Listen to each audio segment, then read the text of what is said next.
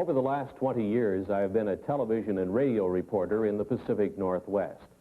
And during that period of time, I have passed along to the public hundreds of news stories from all portions of the world about the UFOs, the unidentified flying objects, the flying saucers. I have seen UFOs, but in all of those news stories, I've detected one missing fact. One incredible, glaring omission. Not one world public agency or scientific group has even offered a partial solution to this most amazing mystery of all time. No public authority has told us who are the overlords of the UFO and why are they here right now at this time.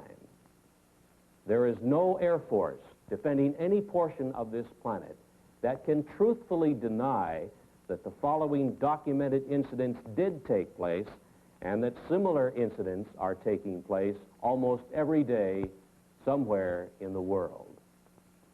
In the southeastern United States, military aircraft have disappeared and UFOs have been connected with those disappearances.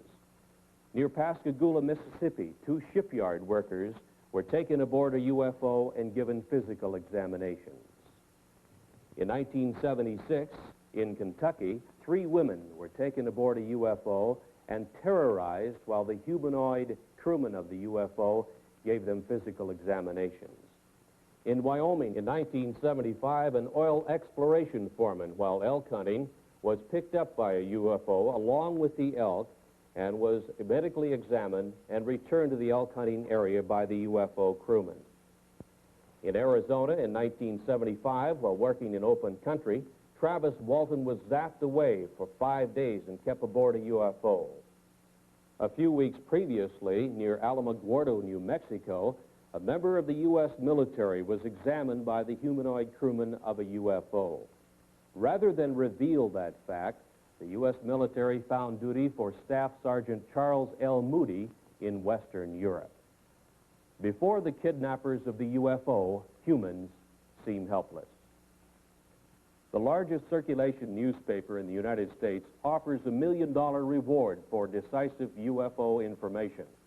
According to UFO contactees, this is what a UFO humanoid crewman looks like. This is the best UFO photograph in the world. The military took it years ago and kept it secret. NASA reveals its UFO policy. NASA astronauts have seen UFOs. You'll learn for the first time what the Air Force Academy teaches its cadet officers about the reality of the UFO. You'll learn UFO fact, not science fiction. In a surprise ending, you'll see the answers to this incredible worldwide UFO mystery. The origin of the alien intelligences who are the overlords of the UFO.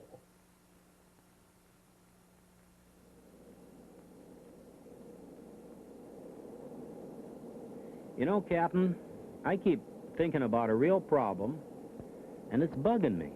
What's that? Well, remember the TWA case when Captain Schemmel dived under a UFO and about a dozen passengers got hurt? Boy, I sure do, yeah. Ever think of what that would be like on a 747? Well, I've thought about it, but I don't talk about it too much. Well, we got 300 or 400 passengers and 20 stews moved around the cabin. Most of the passengers don't keep their seat belts fastened. Now, if a big UFO came on a collision course, and with a 747 cruising at over 600 miles an hour, we'd have just a couple of seconds to take an evasive action of some sort, a dive or a zoom. 300 people would be smashed around and a lot of them hurt. Some could be even killed. You couldn't tell what would happen in that cabin. Probably panic. Well, panic at the least, but, you know, even if you got control and got down okay, the airlines couldn't hide a thing like that. But the FAA doesn't want to hear about UFOs, and they don't tell us, that's for sure. Now, if we talk about UFOs to the news media, we somehow get blacklisted and our jobs are in jeopardy. As an airlines pilot, no matter how many UFOs I see in the air, I'm not telling anybody about it. In the last half of this century, there has been one mind-boggling giant of a mystery, which has overridden the knowledge gathered by mankind through the ages. There seems to be no answer to the reason for the appearances of the unidentified flying objects, the UFOs. Public opinion pollster George Gallup reports that perhaps 15 million U.S. citizens, scientists, and other responsible observers have seen the so-called flying saucers, the UFOs. Who are the overlords of the UFO? What is their origin and their mission?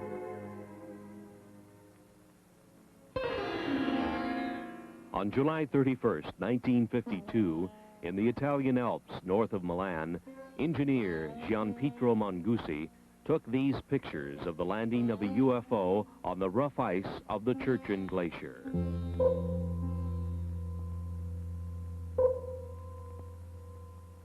The UFO landing was only 3 minutes in duration.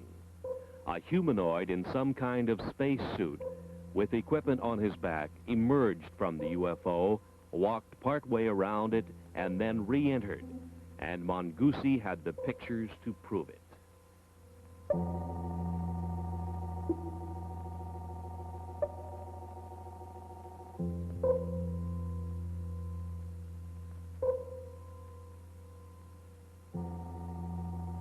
Verification of the origin of these photographs was made for the producers of this motion picture by a Swiss researcher and niece of psychiatrist Dr. Carl Gustav Jung, Miss Lou Zinstag.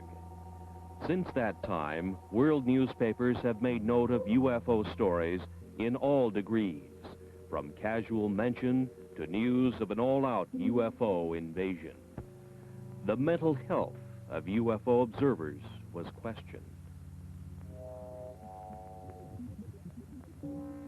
From 1951, another photograph of a UFO from Riverside, California, showing the very significant bell-shaped configuration with 3 spheres projecting from its underside. This is the most familiar type of UFO and has been seen and photographed worldwide by UFO researchers. Who are the alien intelligences behind this type of space travel device?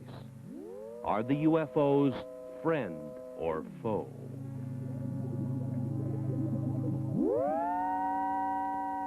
In 1973, another significant UFO picture shows not only the anti-gravity device operational, but also with it is a smaller degravitated sphere under the control of the alien intelligences of the UFO.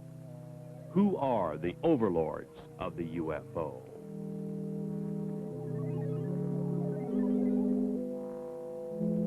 In the Mediterranean, on a Sicilian beach, 2 small UFOs in the act of materialization from another dimension are observed by excited local citizens. Materialization, a concept far beyond the understanding of modern science, but used by the alien intelligences of the UFO.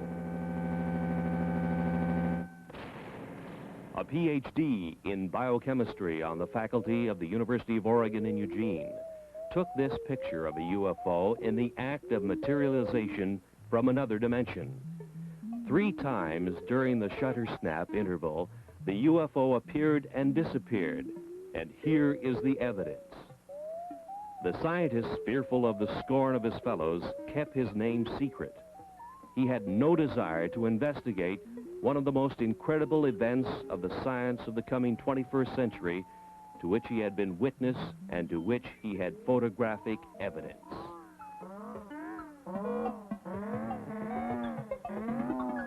Kidnappings have occurred of military jets, people, and automobiles full of people. The military is helpless, and so are the police departments of the world. Where is the origin of the UFOs? UFO Quebec carried this sketch of a UFO humanoid crewman with a map of the star system in the vicinity of Zeta Reticuli, many light years away. This was indicated to UFO contactees Betty and Barney Hill. Is it truth, or is it a cover-up story? 2 UFOs over San Francisco, similar to UFO surveillance stories and photographs to come from every major city in the world. Iron Curtain scientists have stated publicly their feeling not only that UFOs are real, but that they have the same type of experiences which match those published in the Western world. We now reveal the facts of the UFO which couldn't be kept secret. The planet's most incredible unsolved mystery. Despite the cover-up efforts of world governments, a world silenced by fear, and a helpless world military, private scientific investigators all over the planet have contributed the UFO evidence which we now reveal. The UFO, the secret that couldn't be kept, that can no longer be covered up. Mount Rainier in the state of Washington was the area where private pilot businessman Ken Arnold, flying back to his Idaho home, first saw 9 disc-like flying objects on the sunny afternoon of 24 June 1947. They were moving at 1,500 miles an hour, a speed far exceeding anything we could put into the air at the time. When he landed his airplane at Pendleton, Oregon, he reported the sighting of inverted saucers moving at incredible speeds. The next day, on the radio news broadcasts and in the newspapers, the story sensationalized the term flying saucers. The previous summer of 1946, a member of the U.S. military encountered a giant UFO in a near-miss aerial situation, and the Air Force kept the threat to air safety secret. This event happened on the first day of August 1946 to the man second in charge of flight safety for the U.S. Tactical Air Command, Captain Jack E. Puckett. Captain Puckett's UFO encounter occurred about 30 miles from MacDill Air Force Base near Tampa, Florida, where his twin-engine C-47 airplane nearly collided with an airborne object about twice the size of a B-29 bomber, or about 300 feet long. His report further described the UFO as being cigar-shaped or cylindrical, and with what appeared to be glowing portholes. Governmental agencies have not responded to anxious questions from UFO observers.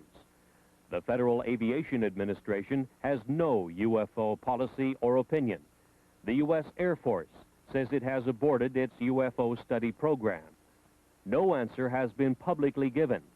UFOs still continue to be sighted worldwide.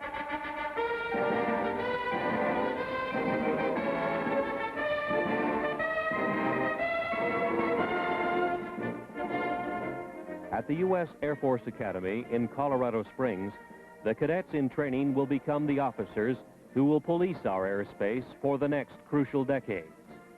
While in the air, in the most complex airborne machines that our engineering science can design, they will encounter the far more sophisticated UFO, which worldwide research has now shown can disable the most reliable electrical and electronic systems of an airplane. The course of instruction at the U.S. Air Force Academy must contain some reliable information concerning the reality of the UFO. Of all government agencies questioned, the most responsive answer to that question has come from the Department of Physics at the Air Force Academy in a letter from its former director, Colonel Anthony J. Maione, who says in part, "In this text, an expanded section on UFOs and extraterrestrial life is included. The section attempts to provide a hopefully unbiased summary of UFO information and concludes, the best thing to do is to keep an open and skeptical mind and not take an extreme position on any side of the question." To further expand on the background we hope our graduates will have, we invited and had Dr. Stanton Friedman visit with us last April. During his visit, he presented 2 large audience lectures and 2 seminars, essentially in support of his subject, Flying Saucers Are Real. I hope you gather that we do make a continuing and real effort to provide our students with all views of current topics. They are expected to come to their own mature conclusions based upon the broadest foundation of knowledge and information that we can provide. Yours truly, Anthony J. Maione, Colonel, United States Air Force, Professor and Head of the Department of Physics. He tells of the text, Introductory Space Science, and reveals exactly what the cadets at the Academy are being taught about UFOs today.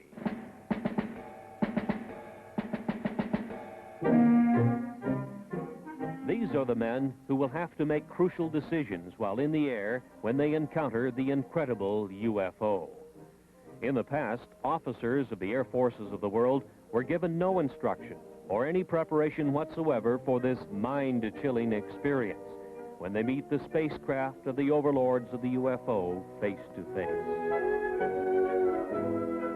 Nor have our astronauts been given proper instruction.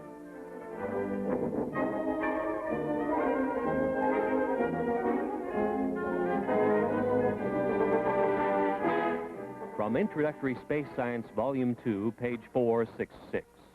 We should not deny the possibility of alien control of UFOs on the basis of preconceived notions not established as related to the UFO. Our physics may not apply. From available information, the UFO phenomenon appears to have been global in nature for almost 50,000 years. Known witnesses have been reliable people. This leaves us with the possibility of alien-controlled UFOs by visitors to this planet from this solar system or other solar systems.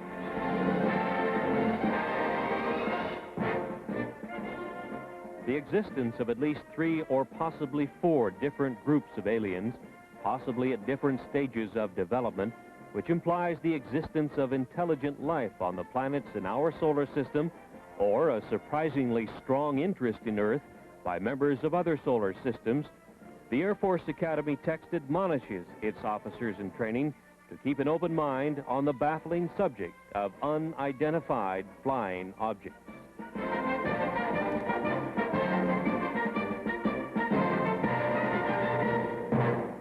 Maybe it's the honeymoon capital, this corner of the galaxy. Maybe the lecturer selected by the U.S. Air Force Academy to establish for their officers in training that flying saucers are real was Stenton Friedman.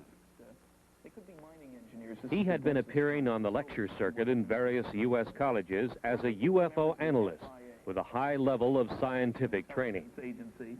Friedman's academic background includes a bachelor's and master's degree in nuclear physics from the University of Chicago.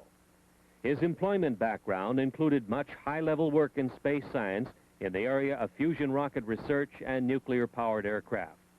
He was 14 years with such aerospace contractors as TRW Systems, Westinghouse, and General Electric. He says UFOs are the most challenging scientific problem of this or any other age. He made the following statements in public in Seattle, Washington, the home of one of the world's largest aerospace manufacturers, Boeing. The government has never really said what it's been credited as saying, that there are no flying saucers. They really word their press releases very carefully. The press takes it that last step. I think every government in the world has 3 major problems along these lines with regard to UFOs. One, they'd like themselves to figure out how it works, because it makes a great weapons delivery system. It makes anything worth flying look pretty naive by comparison. 2, you'd want to make sure that the other guy doesn't figure out how to duplicate their behavior, because then you have a defense problem. If he's got something that flies like these things, we got a problem because we can't handle it. And 3, perhaps most important, a kind of philosophical political problem. As soon as it becomes obvious to the people on the planet and widely accepted that flying saucers are real and from off the Earth, there's going to be a push for a view of man as Earthlings, the people on this planet. Instead of I'm an American or Russian or Chinese, I'm an Earthling. There is no government that wants its citizens to owe their primary allegiance to the planet as opposed to the country. Nobody wants to give up their power. And you know, all these jokes about take me to your leader, that's wishful thinking. What's funny about those is that there is no leader to be taken to. There's nobody who speaks for planet Earth. So there are enormous political problems with anybody saying, yes, there's somebody out there and he's coming here and he doesn't want to talk to me as a representative of the planet. How do we choose who speaks for the planet? I don't know.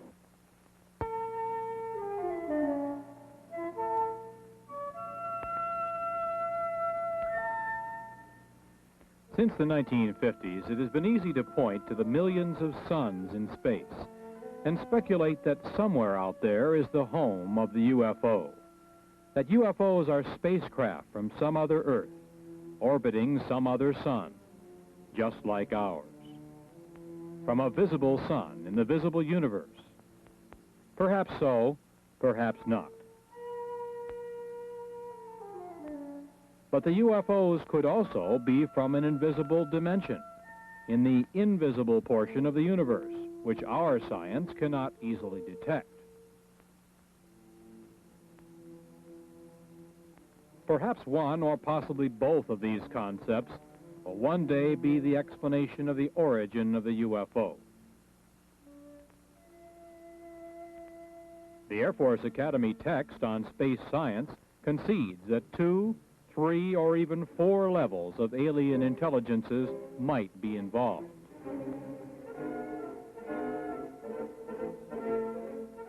NASA at the Johnson Space Flight Center near Houston, Texas, only concerns itself with the visible universe, with aerospace contracts administering the manufacturing of visible metal vehicles, making visibly televised trips in the Earth-Moon area, and with probes within the solar system by unmanned devices.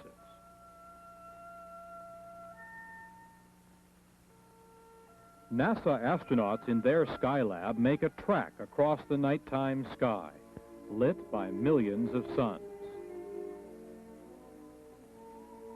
The activities of the astronauts are minutely planned and carried out, but the framework is that of Earth science as we understand and engineer its applications.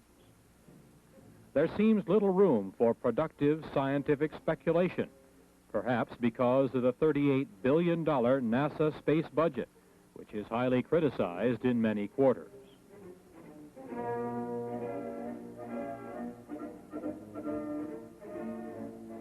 It is difficult to explain why the planners of NASA's space program would refuse to admit the spacecraft capabilities of the alien intelligences who built this device, first seen over the Korean battle area in 1952 and photographed by the U.S. military.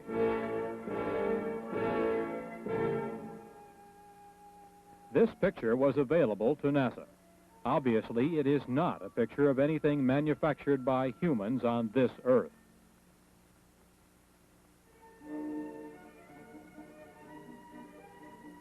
It was classified then and now as an unidentified flying object, a UFO. Can we now identify it? Is this actual photographic evidence that proves that alien intelligences use a spacecraft like this to travel from their dimension to our reality? Is a Watergate-type scientific cover-up involved? Let's now examine that possibility.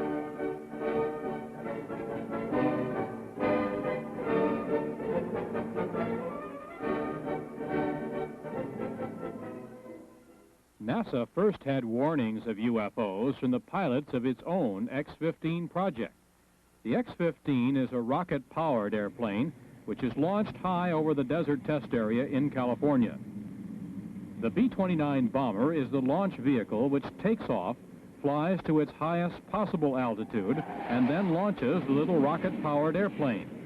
The test pilot gives it power, and the airplane goes through its maneuvers. Various complex engineering problems are worked out by such testing. And the engineering flight test pilot is one busy man.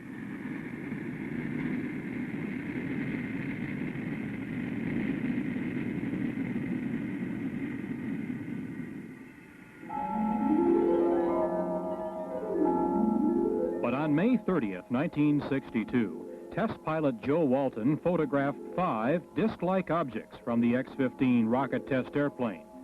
The UFOs were very similar to the disc-like objects seen over Mount Rainier 15 years earlier by Ken Arnold. NASA made no public mention of what the discs were, their origin, or any scientific speculation whatsoever about this observance of their X-15 project by intelligences of the UFO. On July 17th of that same year, this time at an altitude of about 58 miles, test pilot Bob White noted that he had UFO company and photographed unexplained objects even closer to his X-15. Across the nation, news headlines state that 26 astronauts have seen and photographed UFOs. The public is puzzled by NASA's silence on the subject. The producers of this motion picture were answered on 2 occasions by high public affairs administrators of NASA, who stated, "It's not in our charter to investigate the UFO."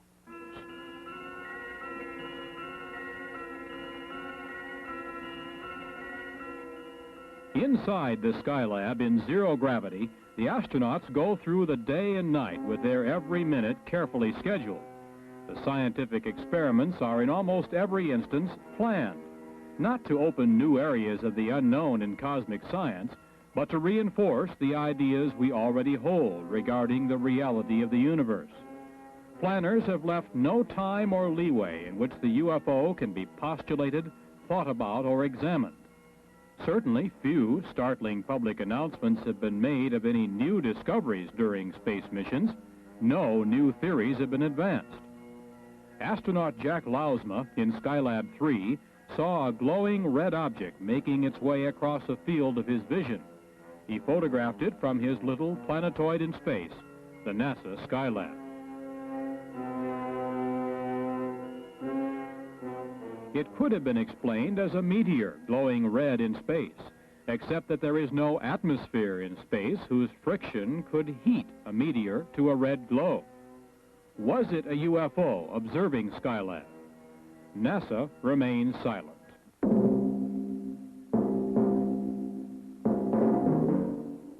Complex instrument packages such as Explorer 10 vanish in space.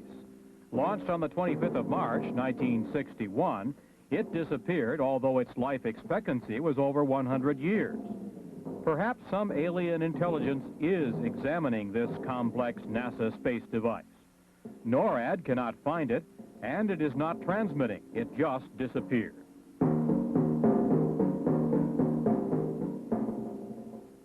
What is the photographic evidence that UFOs are watching our every space move? Why is it so hard for the project managers of NASA to accept the reality of the UFO? Is there a high-level scientific cover-up?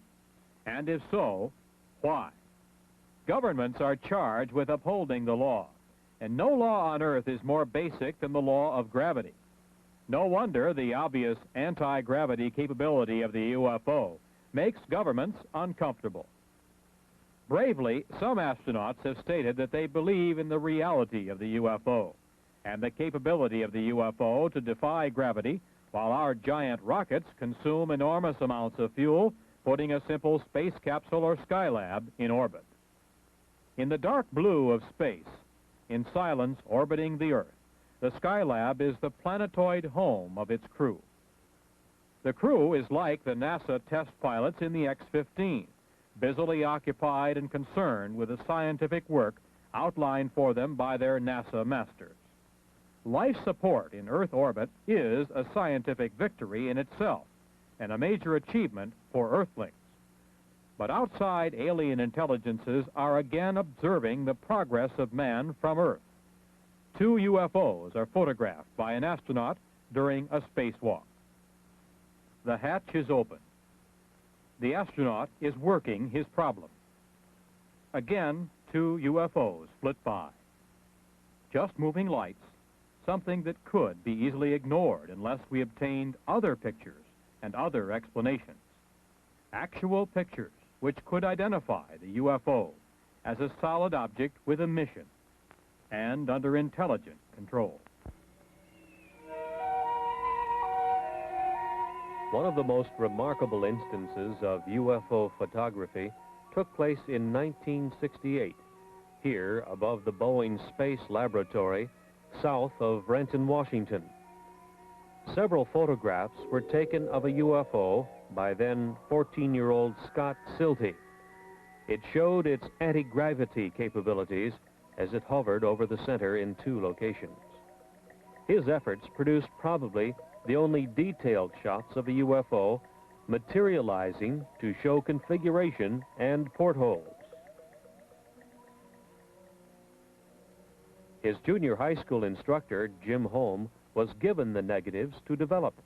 Holm said he didn't know what to expect, but became a believer when he saw what the young Silty had apparently captured on film. When they came in that morning and they said, hey, we got the pictures we were talking about, naturally, you know, junior high students, you're a little bit reluctant to believe everything they say.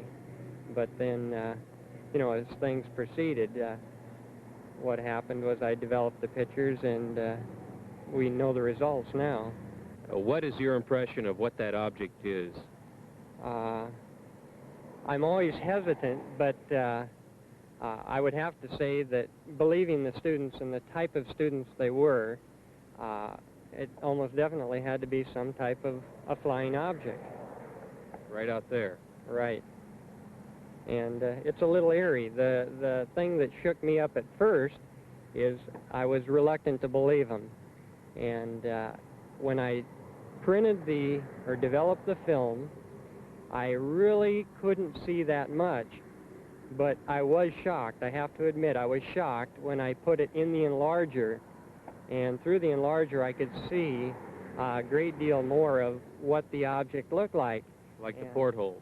Right. That was, I would say, the portholes was the most shocking part, because then it looked different than just a glow in the sky in a certain form, like you always hear the thing, you know, swamp gas and that sort of thing. But no swamp gas is going to have portholes or a configuration geometric the way that was. One man who has spent the last 25 years researching and keeping track of UFO sightings in the United States is Seattle fireman Robert Gribble. He has spent his spare time gathering all data possible that will help him keep track of when and where they take place. The pins on this map indicate sightings in the U.S. for just 1 year. Over the past quarter century, he has come to some conclusions based on the number of sightings he has recorded. We have received and recorded some 30,000 sightings since 1955. Have you noticed any particular patterns that developed in pinpointing the UFO sightings on these maps? No, we have found no marked pattern, although we do believe that they are following 2 procedures. One, a surveillance of the land areas, a very close surveillance, and a close surveillance of the people, and it seems to fluctuate from one to the other. Now, through all these years of research, you must have drawn some conclusions about what they are, what the UFOs are. Well, we firmly believe that what the people are seeing in those objects which we have classified as unknown are actually vehicles not manufactured on this planet. How can you draw that conclusion? How do you know? Well, the vehicles have been seen in the United States, and there are good records of this for the last 200 years, and actually the records go back into history for some 3,000 years. The same things that were seen then are being seen today. We understand that there are several hot spots in the United States, UFO sighting areas, and one of them happens to be in the southwestern United States in Utah. There have been a tremendous amount of sightings in the southwest over the years, with a very large concentration in the Utah area.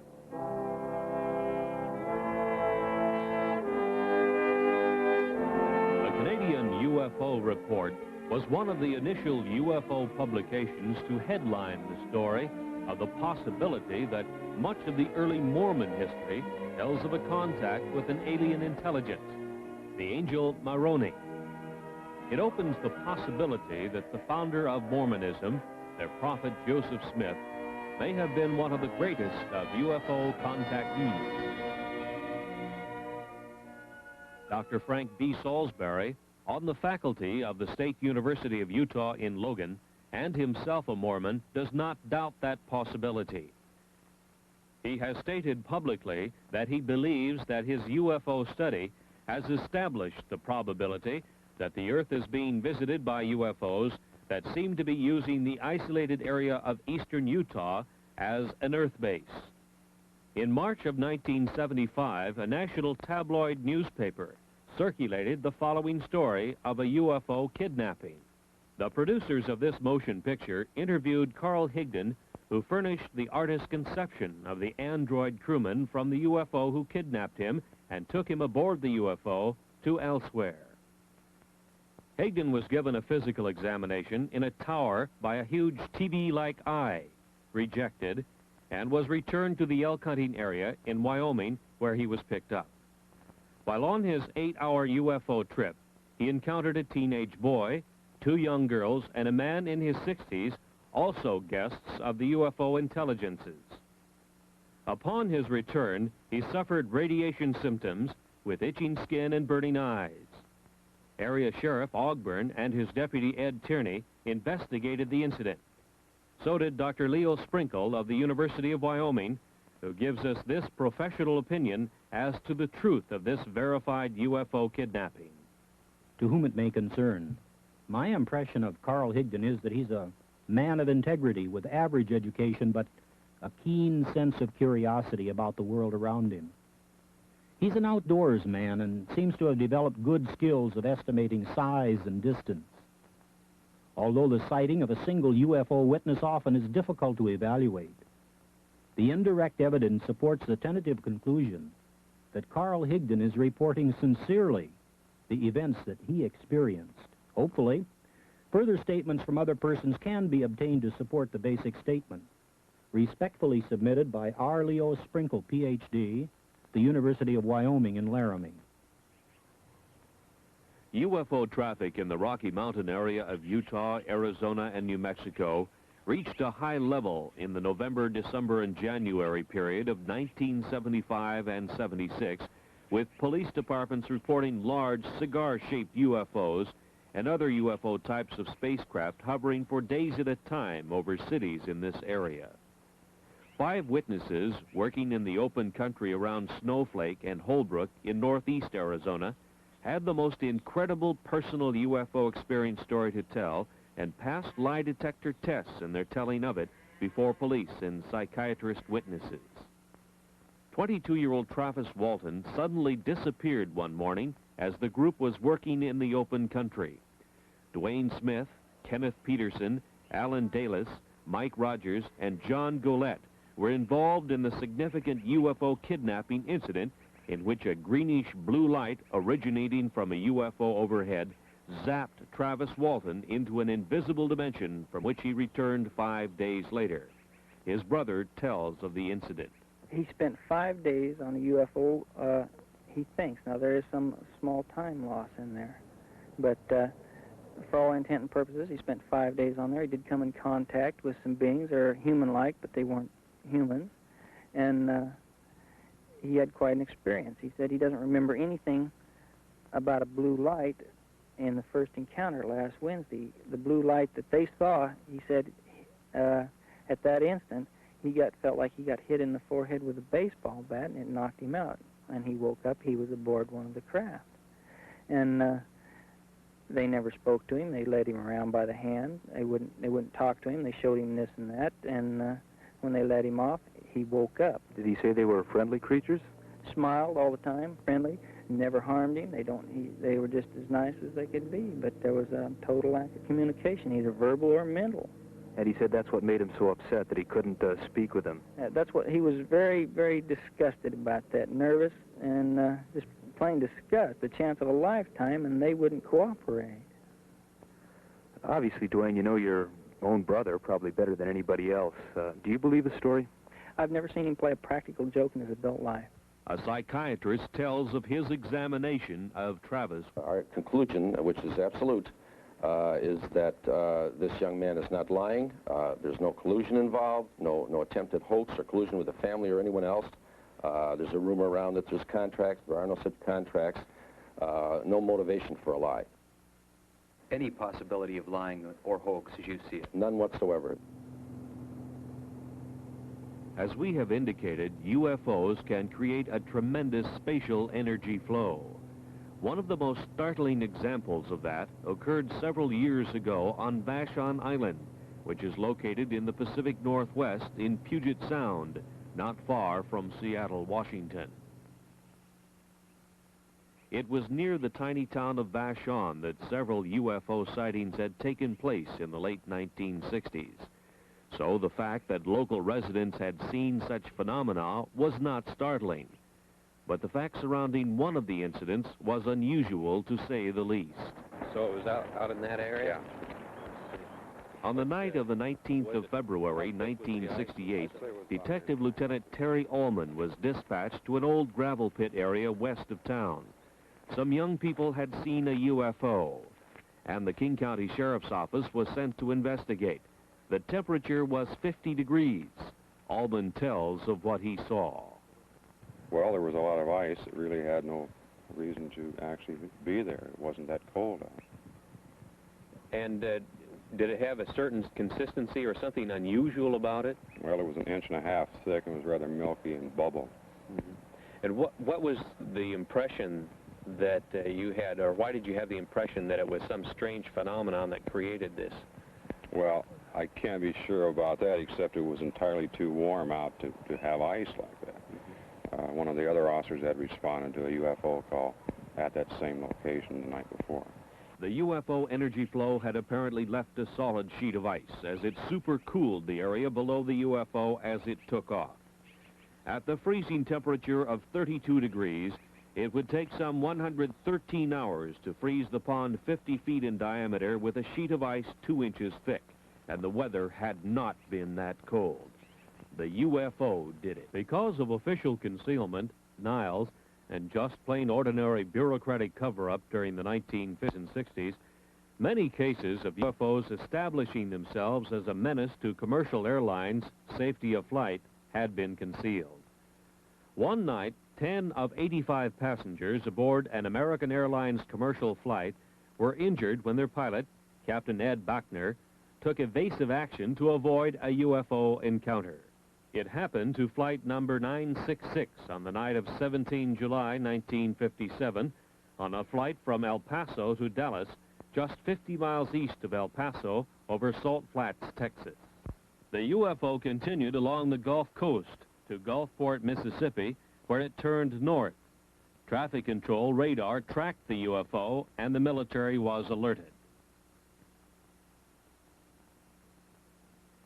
In the vicinity of Meridian, Mississippi, the Wing Intelligence RB-47 electronic surveillance airplane tuned in the UFO's emission on its ALA-5 pulse analyzer. As it moved west toward Dallas, Texas, the pulse train of the UFO was analyzed as having a 3,000 megacycle envelope, a duration of 2 millionths of a second, and a repetition rate of 600 times a second. This was identifiable electromagnetic emission from a UFO, which was also being tracked by military and Federal Aviation Agency radar. The UFO circled Dallas and Fort Worth, Texas, and headed north to Oklahoma City, and continued its track north, followed by the Wing Intelligence electronic surveillance aircraft. This was continued until the U.S. Air Force plane was to run low on fuel near Forbes Air Force Base. At 1:45 on the morning of April 3rd, 1975, some 20 or more law enforcement officers in 5 North Carolina counties pursued a bright, glowing, unidentified alien spacecraft. Newspaper headlines told of a major incident which was, in effect, kept secret from the rest of the nation. Newspapers, radio, and television all over the world remained silent on the stories because wire service editors did nothing to emphasize their significance.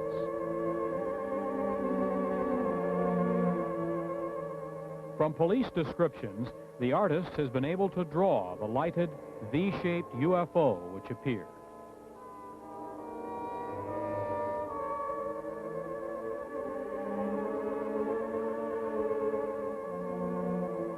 No responsible agency gave to the public any scientifically supported explanation of the origin or mission of the alien space travel device.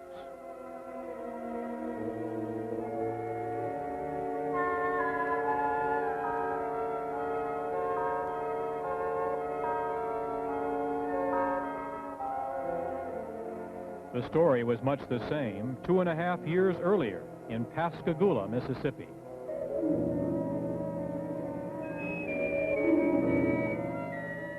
The Pascagoula Press first headlined the story October 12, 1973, and told the nation about two shipyard workers, Calvin Parker and Charles Hickson, who had their fishing trip interrupted by a glowing, blue-lighted UFO which landed near them. Two humanoids took them aboard for a physical examination, placing them under a large TV-like eye.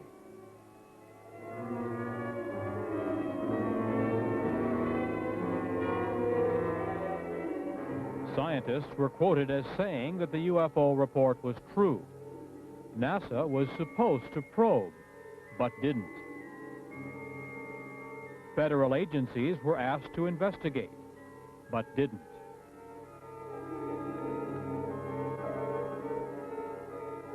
Hickson said the creatures from the UFO seemed friendly, but that they acted controlled, as if they had a specific thing to do and did it.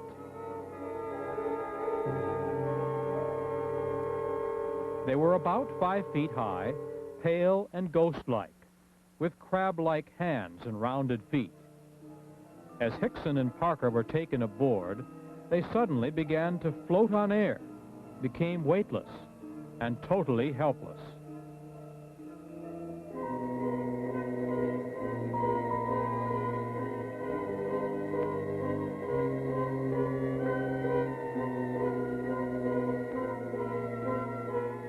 In the Gulf South, from Louisiana to Florida, hundreds of reports to police and sightings by police officers told of UFO activity that same night. No government agency concerned itself with this UFO kidnapping publicly. Luckily, Hickson and Parker were returned. But what of the kidnapped victims of the UFO intelligences who are not returned? Are the UFOs friend or foe? Or are they conducting a project in which humans become nothing more than guinea pigs? This is serious speculation. Kidnapped victims seem to end up on a missing persons list, and no agency on Earth can locate them. The alien intelligences of the UFO are from somewhere, either in our dimension or from another dimension, which is difficult for anyone to detect. Misunderstanding the complete dominance of man by the UFO intelligences led the city fathers of Ocean Springs on the Gulf Coast to seriously decide to solve the problem by passing a law prohibiting the landing of UFOs in that area. Alderman William F. Dale, Jr. thought the local police should be able to handle it. It almost became a law, but the mayor of Ocean Springs, Tom Stennis, broke the tie vote. He said, "Let's make them welcome." As yet, no world governmental agency has demonstrated the power either to make UFOs welcome or to combat their landings and possible kidnappings. It's obvious that humans are helpless.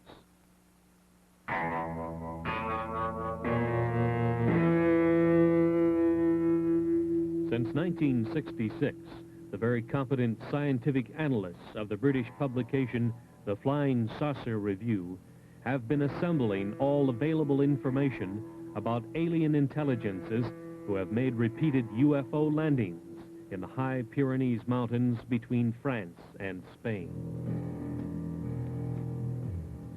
So have the defense authorities of both nations. The UMO intelligences claim they come from what we know as Star System Wolf 424, some 14.6 light years from Earth, 90 trillion miles.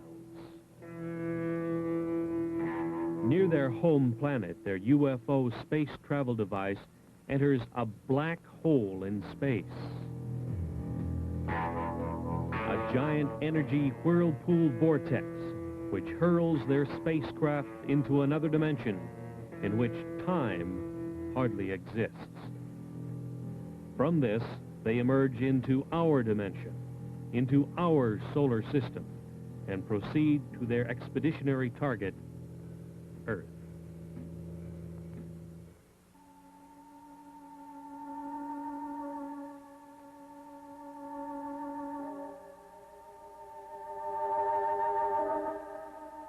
Later, the UMOs were to tell the European investigators that the universe was at least a 10-dimension unity. Perhaps even more, they were not certain. But they knew of and used at least 10 dimensions of reality. Each reality was separate from each of the others. Each of the 10 realities had its own rules of energy manipulation. Even though there were 10 dimensions which were open to space travel, reckless energy misuse in one dimension can disturb the cosmic unity of another dimension and its inhabitants. Telepathy is used to receive knowledge during space travel. The mind, said the UMOs in the quiet areas of space, is especially open to pure cosmic knowledge received by telepathy.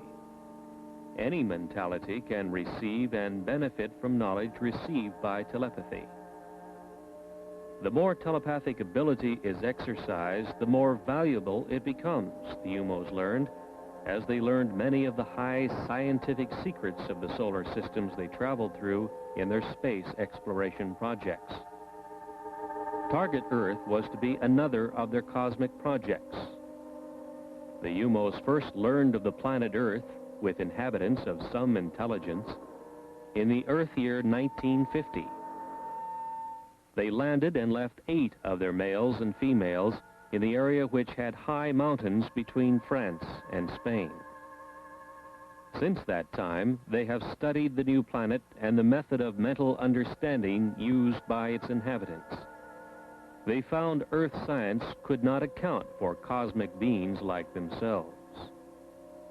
They have carefully made themselves known to certain people of France and Spain, about 30 in all.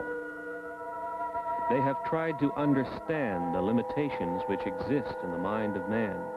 They find human knowledge inadequate and much inferior to the cosmic understanding, which permits space voyages between the UMO position in the universe and the Earth.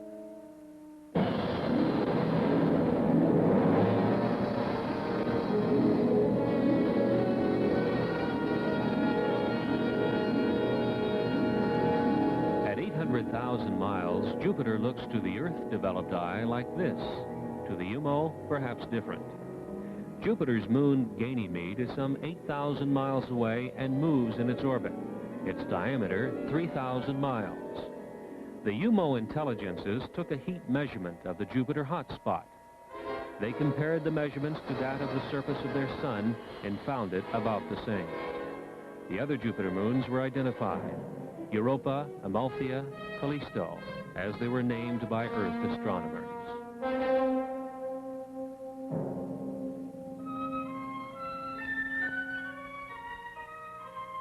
The spacecraft continued to the next solar system checkpoint, also at the same time slowing its rate of travel.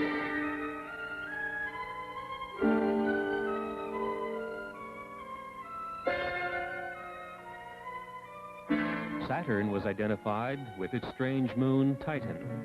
Titan rolled along the equatorial plane of Saturn like a wheel on a road. The UMOs identified its atmosphere, methane. In the vicinity of Saturn, they tuned to the history and the totality of knowledge of the solar system, accumulated since the time the sun was born. Knowledge lost, and knowledge still used, and knowledge to be rediscovered. It was from this Saturn knowledge store that the UMO intelligences learned of humankind's achievements and failures. They learned, too, of the state of development of the plant and animal life and all details of Earth and the other planets. They continued their journey past Saturn, its bright rings shining a dark space blue in the Titan sky.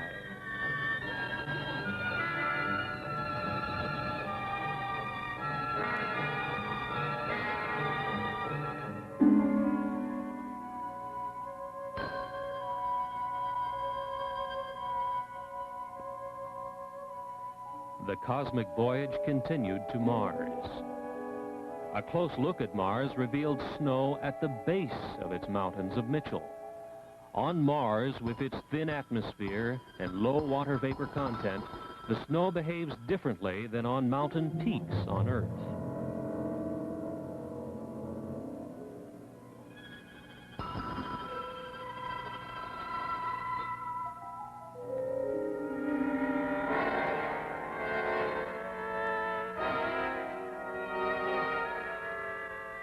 Leaving Mars, they passed scarcely 100 miles from Phobos, one of its 2 moons. 4,000 miles above the red storm-swept planet, Phobos is a dark clump, only 16 miles in length.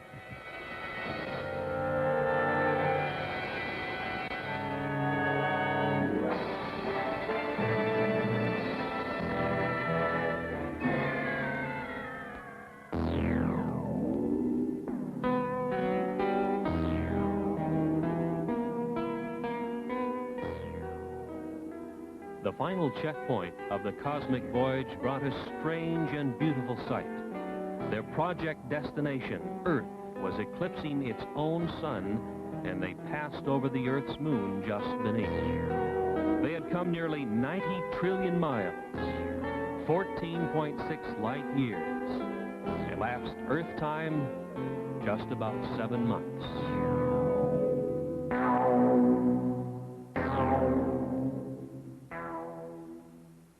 Came now the moment to synchronize the UFO's space travel time with the time of the expedition's target, Earth.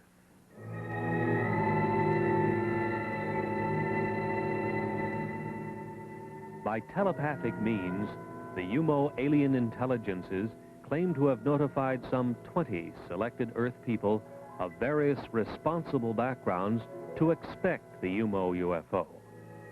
These people lived in Spain.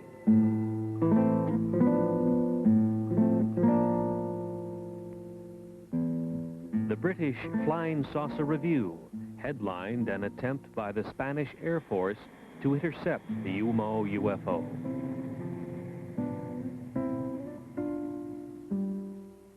An Andorra radio station employee also noticed the UFO as it neared its destination in the Pyrenees Mountains between France and Spain. The UMO spacecraft, after its cosmic voyage, became visible over the Pyrenees Mountains, and the IH superimposed marking, unlike any alphabetical symbol on Earth, was photographed. The first pictures taken were from the ground near the outskirts of Madrid on February 6, 1966, and again on the 10th of June, 1967. They are known as the San Jose de Valderas photographs, which were published nationally in Spain after thorough investigation by the national magazine Horizonte. During the years since 1966, much of the UMO information has been investigated by competent people of England, France, and Spain.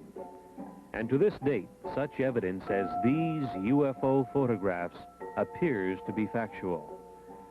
Dr. Claude Poer, Director of Scientific Programs in the French Center for Spatial Studies, stated publicly that a 2-year investigation resulted in staggering confirmation of statements made by the non-earthly intelligences.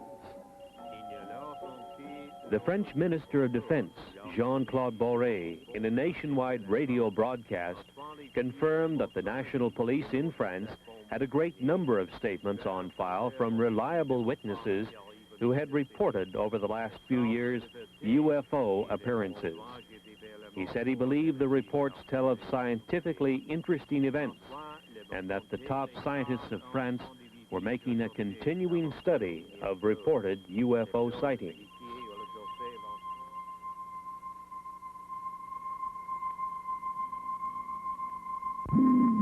From those files comes this photograph of a UFO taken at night as it was tracked across France.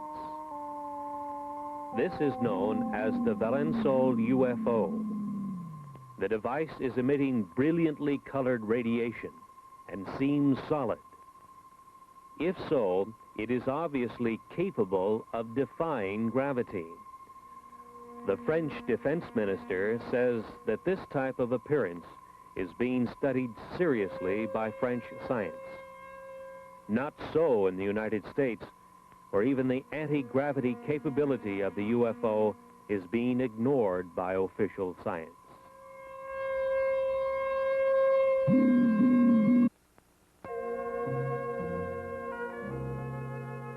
As they said in Spain, the alien intelligences of the UFO may originate from a planet called UMO, 16 light years from Earth, and they may not have. If we are to understand the origin of the UFO, we must be ready to vision another dimension which penetrates our earthly reality. It is a higher energy dimension from which the UFO can materialize to our vision, our cameras, and our scientific instrumentation.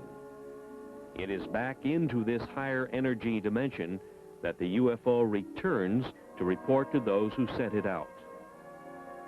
The crew of the UFO is an especially designed robot humanoid which was produced to do its job in both dimensions. Target Earth is a long-time intelligence and sample gathering project of the aliens of the UFO. The incredible energy manipulation which enables UFOs to move between dimensions seems to occur underwater.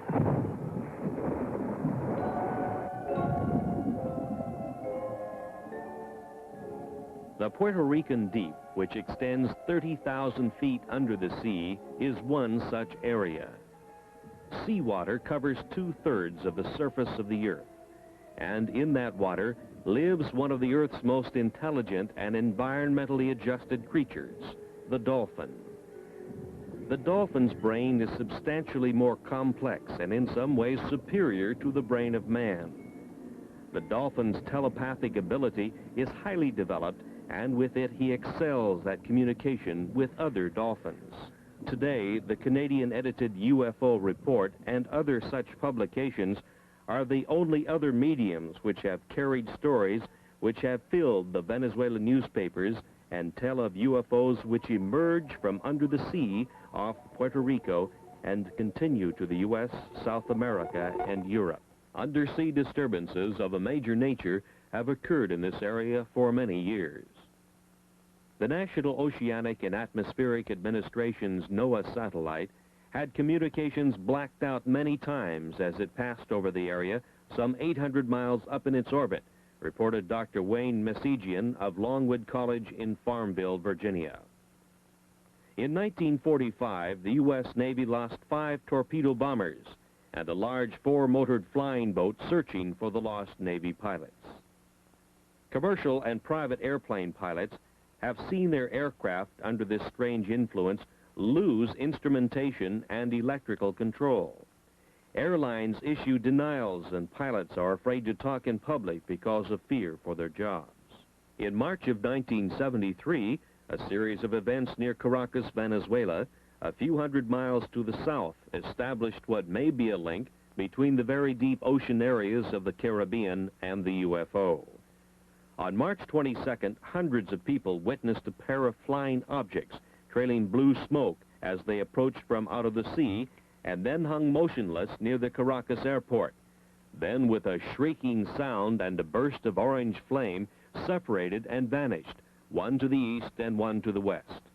For the next 9 days, UFOs rose out of the sea, hung in the air, remained motionless, and in various manners cavorted over the metropolitan city of Caracas, Venezuela.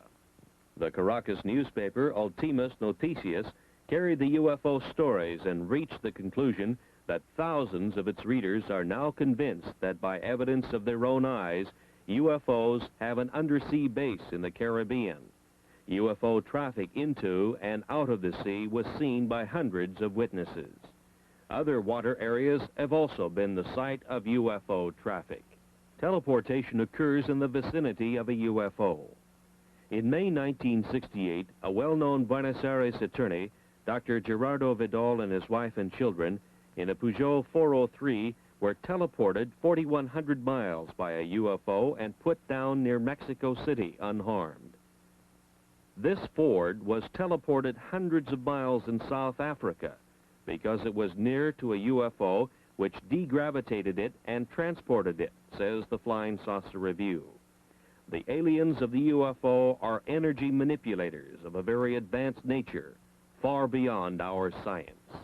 In the search for the method of communication with alien intelligences of space, such as the overlords of the UFO, some of the most significant work in the world has been done by Dr. L.G. Lawrence, president of the Ecola Institute of San Bernardino, California, a research foundation.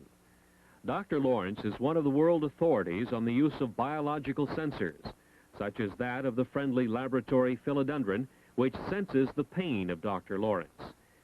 As he purposely burns his thumb on his hot pipe bowl, the biological sensor, the plant, reacts with a squiggle of recognition of Dr. Lawrence's pain on the laboratory instrumentation. This is known as the Baxter effect. Dr. Lawrence developed his 3-ton stellatron for sensing biological messages which might be running free in the universe. He sets it up in remote areas, and it is shielded from all electromagnetic radiation, such as all radio and TV radiation, for instance.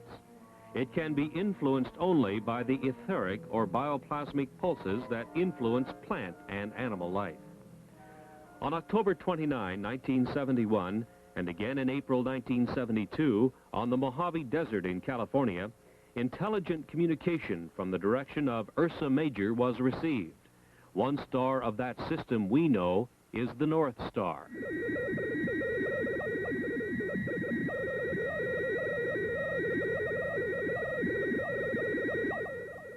The intelligent character of the overall pulse train is implied by the discrete spacing patterns and the repetition of recognizable patterns.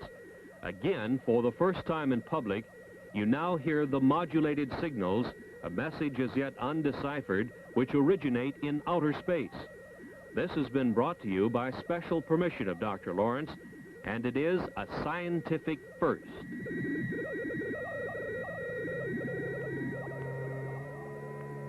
Dr. Lawrence reminds us that radio telescopes, such as this giant multi-million-dollar installation in Puerto Rico, have had no results whatsoever in either sending or receiving messages in space. Radio telescopes seem useless in receiving cosmic messages, probably because they are looking and listening to the wrong possible sources. He recommends biological sensors instead. His low-cost equipment has resulted in a tape recording of interstellar communication, and it is on file with the Smithsonian Institution in Washington, D.C. There is perhaps no more convincing witness to the UFO than the world-famous Israeli psychic Uri Geller, whose mind-boggling extrasensory powers have baffled millions of people all over the world. Geller believes that his powers are not unique to him, but are instead proof that energies exist in many different ways than those now known to science. Later, we will see Geller demonstrate his bioenergy powers before a live audience. Geller leaves little doubt about his feelings on the subject of UFOs. Let me tell you, I've never seen an extraterrestrial being in my life. I wish I will, and I know I will one day.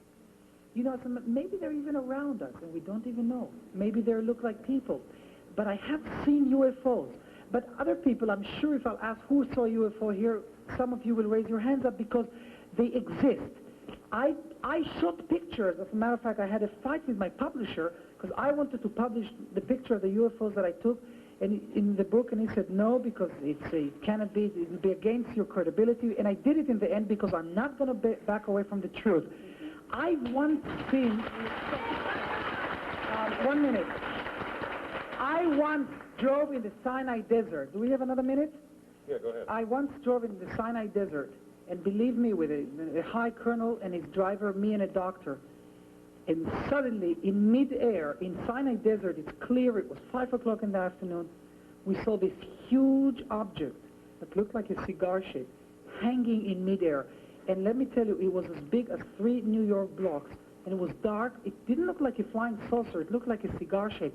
And I was shocked. And immediately, I get goosebumps when I talk about it. I told the driver, please, look and the colonel. And you know what? They didn't see it. And they said, what are you looking at? I said, my God, can't you see that thing in the sky? They couldn't see it. So I think sometimes, what is really going on? Is it really implanted in my mind? Is it really not out there and only, or is it there and only the people who believe in it can see it? I don't know. There are questions that I can't answer myself. Some call him a magician. Others call him a sorcerer. Some even call him a messiah. But whatever they call him, the world has never seen anyone quite like Uri Geller. So when Geller recently toured the United States, it was no wonder the crowds turned out to greet him, to witness his powers, and to line up for autographs on the cover of his new book. They stood in line because they had just witnessed an extraordinary sight. Hundreds brought with them broken watches and clocks, many of which hadn't run for years. Then they sat back and watched the bioenergy of Uri Geller go to work. You can see that the second hand, can the camera show the second hand? That'd be a tough shot, I think. I don't know how to show it, that it's not working, but tell me if you... Well, whatever, Watches it's not that digging. he Can is you working see? with.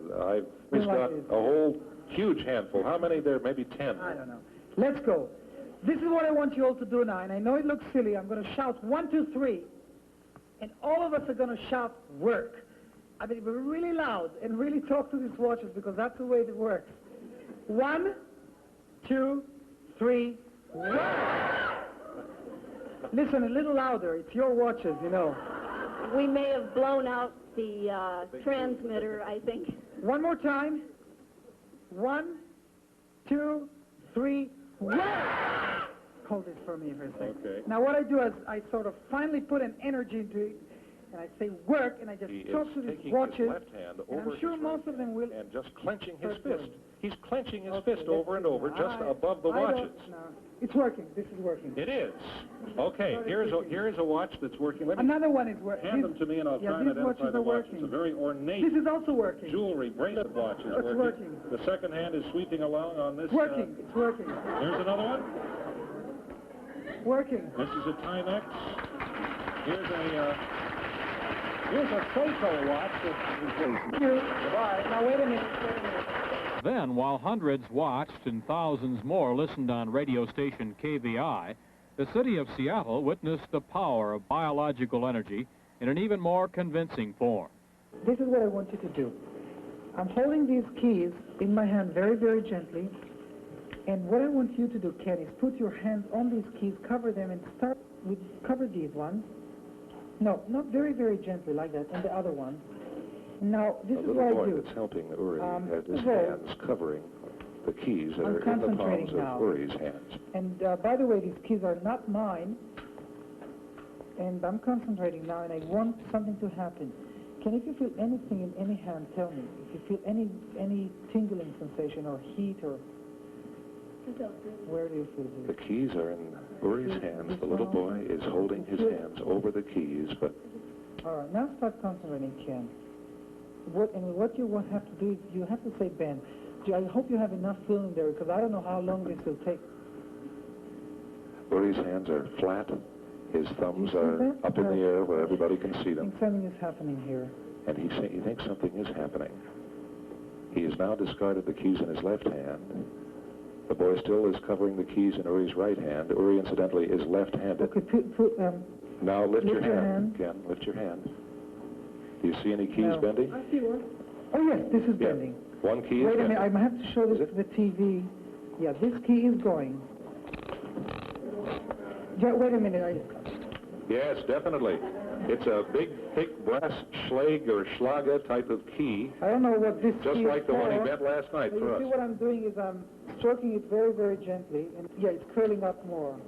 I don't know You see how that, well Ken? you can see it. It's really happening, huh? It's bending even more. Yeah, this will curl up a little more here. You see, I'm putting an energy into it. Can you see this on the... That's incredible. There's absolutely no heat. Ken, touch the key, and you'll see the touch it under, or under where it's Right where bending. it's Do you bending. feel any heat? There's absolutely no, you do feel, but there's really no heat. It's, you touch it. I mean, you can see if it's really heat or not. No, it's No, just the body it's the warmth. body warmth that And you're it's feeling. continuing to bend. Just want to show it to the camera. And you see that? Oh, look, There goes another one. The key that he has bent is fastened to a key cluster, I think and another key is here. beginning to bend on the cluster fastened Yeah, below this it. is going also now. But let me just show it to everybody because the TV camera is so... To back up the biological energy demonstration, Geller called on others in the audience to check for keys which may also have responded to the presence of Geller's energy. The Seattle Post-Intelligencer told the story of hundreds of radio listeners whose keys mysteriously began bending right in their pockets. In the audience, there were others who found themselves a terminal for the newly demonstrated source of power. Keys in the audience belonging to people here were bending. And we've seen keys, a couple of women have shown him, which are beginning to bend. Here's a lady who is gray-haired, and she's just handed him a key. That is bent. And it is beginning to bend, very slightly, but noticeably. It's unreal because you know what's unbelievable here? That usually the kids that are coming to me, that their keys bend, and usually it happens to children. Why? Because children are more open-minded to this. I mean, look, these keys, look at these keys, they're totally bent. Would you say that it's necessary for a person to believe they can bend before they will bend? You see, a child believes that he can bend a key because he's totally innocent to it. He totally believes that his key can bend, and it does. And it starts, and look, I mean, these keys are, I mean, you can't use these keys anymore. The scene is in the southeastern United States, and the photographer, Todd Anthony, is out to take his first trial pictures with his new 8mm motion picture camera. He goes to his local airport to photograph the action of a commercial airliner making its landing. The airplane makes its approach, and following it comes the big surprise, a UFO. The UFO, exhibiting anti-gravity capabilities, follows the airliner right down to the surface of the Earth to its landing. The UFO is a bell-shaped type, which has been seen and photographed all over the world since the 1950s, from Australia to Western Europe to South Africa to Mount Palomar in California, where George Adamski made excellent still pictures, all with the same bell-shaped configuration with 3 spheres on the bottom. There are some very significant things about this UFO type. Under the bell-shaped hull are 3 spheres. It is these globes which, when excited by a high energy level, cause the UFO to become immune to gravity. At this point, the UFO begins to take on a glow. At a higher state of excitation, it is ready to move into its home dimension, a dimension which is not light years away, but right here, interpenetrating our reality. A significant amount of scientific research evidence now seems to confirm the amazing fact that UFOs such as this are interdimensional spacecraft. These same types of UFOs have been photographed, invisible to the human eye, by means of ultraviolet filters, and have been found to be trailing our commercial airlines flights at 35,000 feet, just as this flight was tailed by a UFO right to its landing. This time, it was visible. We have presented evidence that many times commercial flights near a UFO have lost electrical control and their aircraft instrumentation. Pilots have confirmed this fact. Passengers have been injured as pilots have taken evasive action when surprised by a UFO which, to them, seemed to be on a collision course. Yet no world scientific agency or government group has seriously studied the problems of UFO encounters, or kidnappings, or losses of aircraft due to the UFO.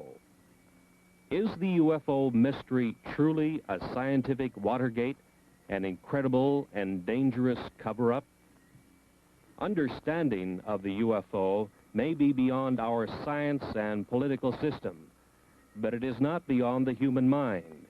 The alien intelligences of the UFO and the human earthlings are all common inhabitants of the cosmic energy intelligence continuum. Dr. Lawrence at Ecola Institute showed us with his stellatron that the alien intelligences of the UFO might be in cosmic communication by use of a high-level energy which we know as etheric, bioplasmic, orgone, or nearly 100 similar names.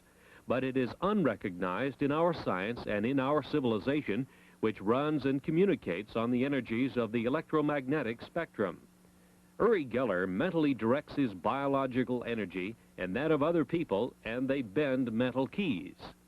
In the vicinity of UFOs, aircraft lose electrical control and instrumentation, and without doubt their structural integrity is also affected by this energy which bends keys. Other more incredible things are happening. During a single year, for instance, nearly 10,000 head of farmers' livestock have been mutilated in an area from Texas to eastern Oregon and Washington. Police and agricultural scientists alike are helpless. No flying predator exists which mutilates an animal's tender parts or swallows it up completely, leaving behind a bare skeleton. UFOs can be blamed, says the University of Wyoming student newspaper. There is now striking evidence that the cause is not a configurated UFO spacecraft, but what is mistaken for a UFO is something just as new to science. Invisible flying predators, which can be photographed with the aid of an ultraviolet filter 18A and Ectacolor film. This was first accomplished by Trevor James Constable, a UFO researcher for a quarter of a century. Constable, in Southern California, builds equipment which gathers orgone energy, or etheric or biological energy.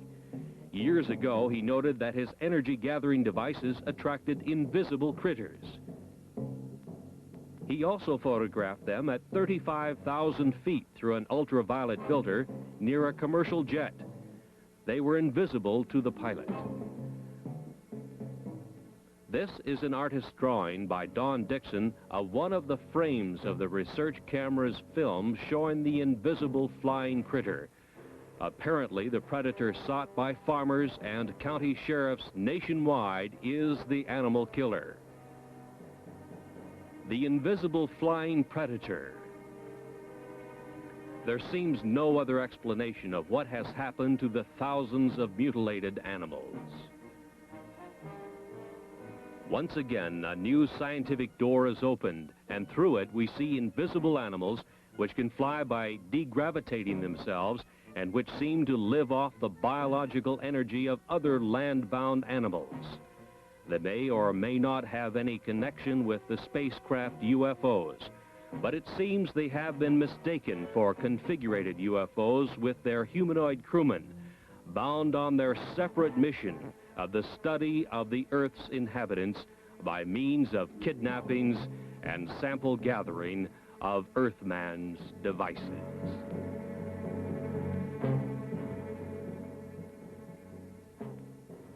In the U.S., it is at Federal Aviation Administration flight centers that air traffic controllers are trained to handle the routing of aircraft in the nation's air lanes, so as to keep constant eyes on the safety of flight procedures.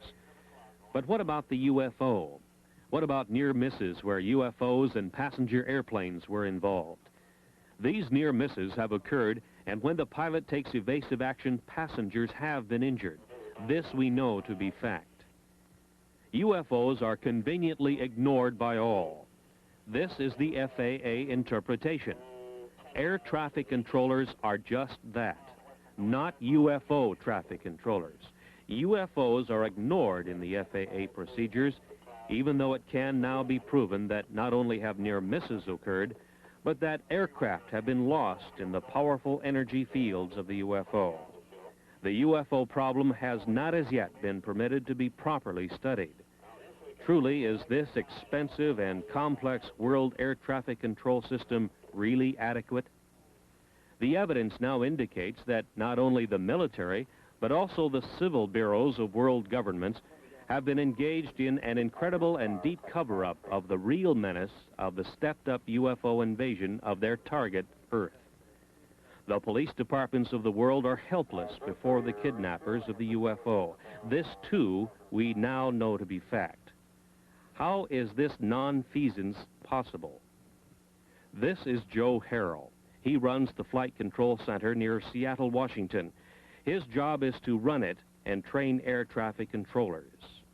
What we wish to point out now by a question is how extremely expensive governmental bureaucracy is able to ignore an obvious peril to world citizens by simply non-admission of the existence of this mind-boggling problem.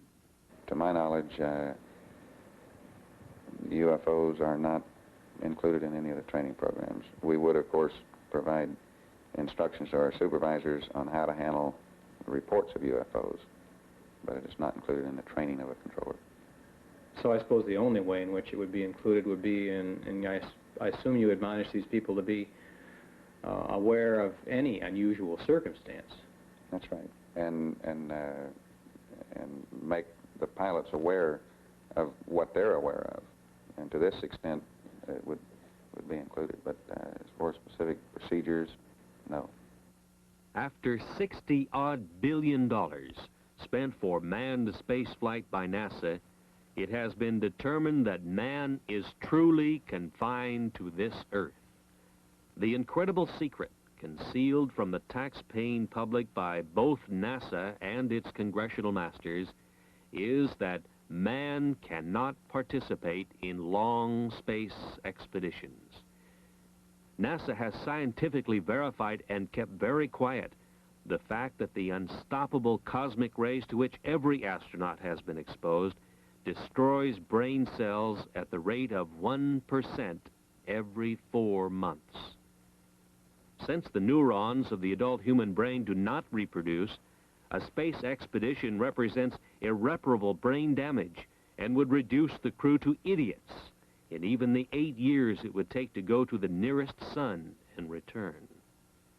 NASA claims that the 13% loss of neurons would equal the brain damage sustained by an alcoholic, but NASA does not allow for increased intensity of cosmic ray bombardment as the astronaut moves in space. NASA must now admit that man cannot travel far in space because of significant brain damage which he will undergo.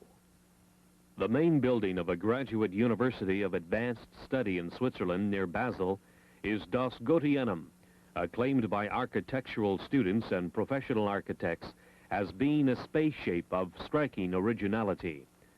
Das Goetheanum was founded in the early 1900s by Dr. Rudolf Steiner, whose philosophy of science deals with the influence of alien cosmic intelligences on the human mind.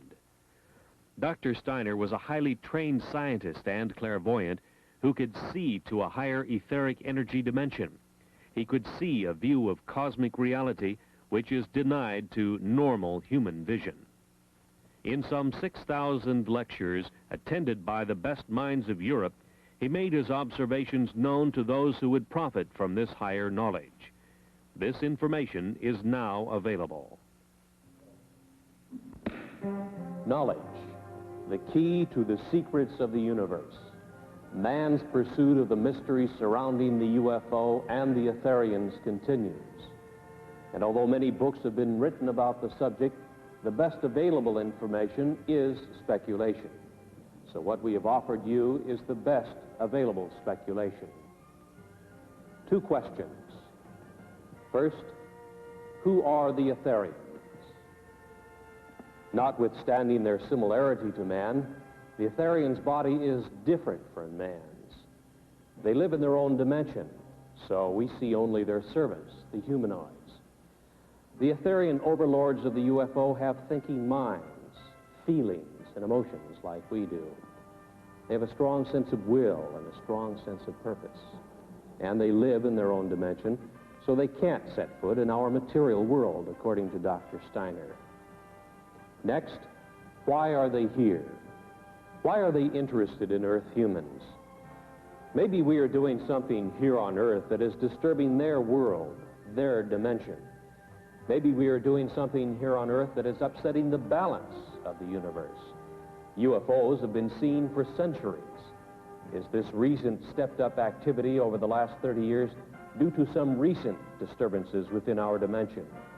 Maybe we have sent giant shock waves throughout the universe, and the Etherians are here on Earth, trying to find out what they can do about this intrusion. One thing could well be the high harmonics of the sonic boom of the supersonic bomber, such as the B-1. An interdimensional space quake could have sent shock waves into their dimension.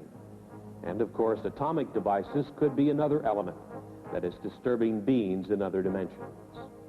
But the Etherians seem to be sampling our dimension by human kidnappings and the taking of animals and the taking of sophisticated electronic devices made by our Earthman scientists. The Etherians seem to want to know what we are doing, and we had better know too. Think about what we are doing to ourselves, because it could have a profound effect on beings in other dimensions. And this whole question about UFOs could be a much larger question than devices simply flying around in our airspace. We will meet the Etherians, the overlords of the UFO, when we are worthy.